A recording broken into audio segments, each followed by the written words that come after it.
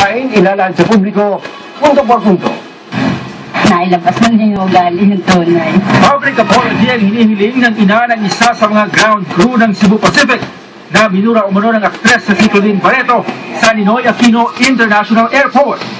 Ayon kay Rosario Ilagan, ina ng ground crew na si Christine Ann Ilagan, minura ni Barreto ang kanyang anak nang madiskubre sa ibang flight na isakay ang kanilang mga bagahe mula sa Boracay. Wala namang balak mag-video sa trabaho si Christine Ann, ngunit sinabi nitong mas habaan pa niya ang kanyang pasensya sakaling murahin ulit ng galit na pasahero. Kasama po natin makikinig sa ating talakayan ang mga taga-barangay Holy Spirit sa Quezon City. Umagang kay ganda po sa inyo. At makakapiling po natin sa kabilang live po mula sa Batangas ang ina po ng isa sa ground staff ng Cebu Pacific na nadisgrasya ng napaliguan po ng mura nitong si Claudine Barreto. Armand, anong alam? Si Mrs. Ilagan, Ma'am Mrs. Ilagan, umagang kay ganda po sa inyo. Ganda umaga rin po. Opo, kumusta po kayo? Ngayon pong mga oras na to na medyo naging tanyag po ang inyong pong pangalan, pati po ang inyong pong pamilya dyan po sa Batangas dahil sa pangyayari. Okay lang po. Ganun pa rin. Opo. Ilan po ba ang anak po ninyo? Tatlo. Tatlo. Pang ilan po si Christine Ann? Siya ang panganay. Siya po ang panganay. Ano po ba ang hanap buhay po ninyo? Meron akong kantin. Opo. At yung esposo po naman ninyo? Supervisor sa AGMT. Ano po yan? Ano pong kumpanya po yan? AGMT. Atlantic Gulf and Pacific. Opo, opo. Ano po ba ang tinapos ng inyo pong anak? BS Tourism HRM.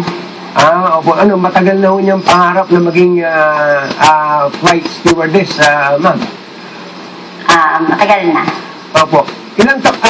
Ilang taon na po ba siya nagtatrabaho po sa Cebu Pacific?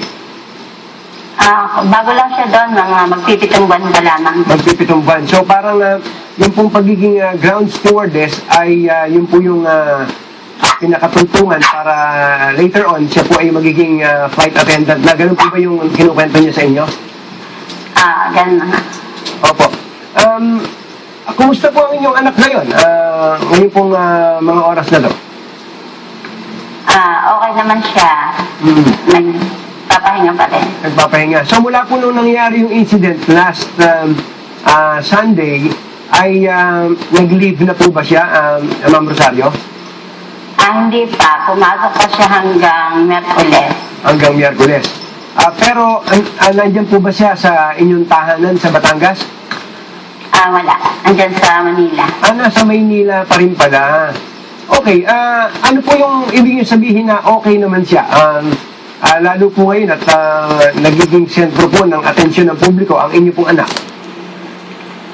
Okay lang siya.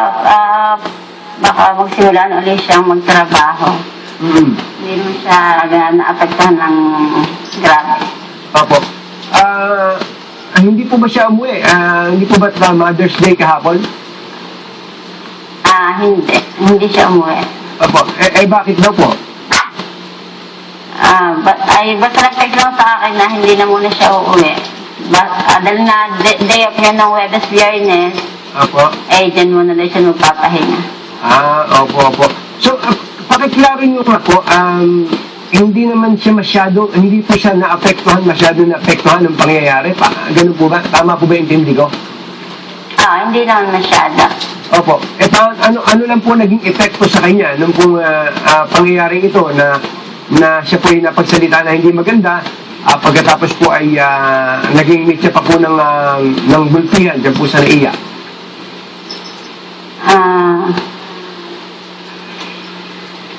Ayaw niya ng magulo. Kaya ayaw na niya ng magsalita. Opo. Sa totoo talaga ayaw na niya akong papuntahin dito. Nalaman kanina, napupunta ako. Opo. Talagang ayaw niya. Kaya lang, nakipagkasundo ko kagabi Opo. na pumayag ako.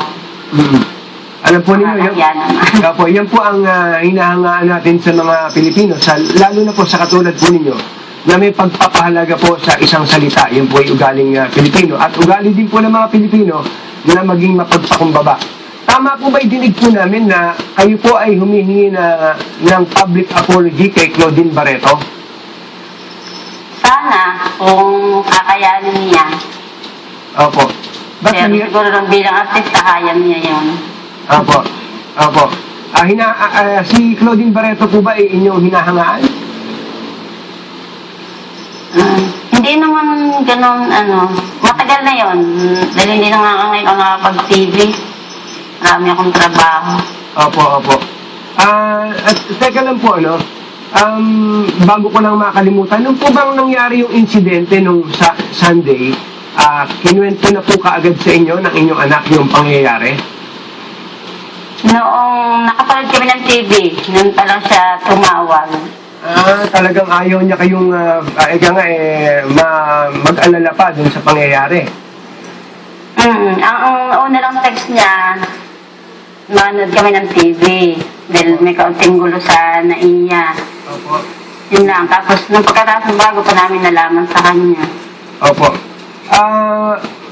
Nasa linya po natin si Raymart Santiago, pero bago ko lang po kausapin si Raymart Santiago, gusto ko lang po malaman, ito po ba yung first time na may ganong insidente na na-experience po ang inyong anak na naikwento po sa inyo?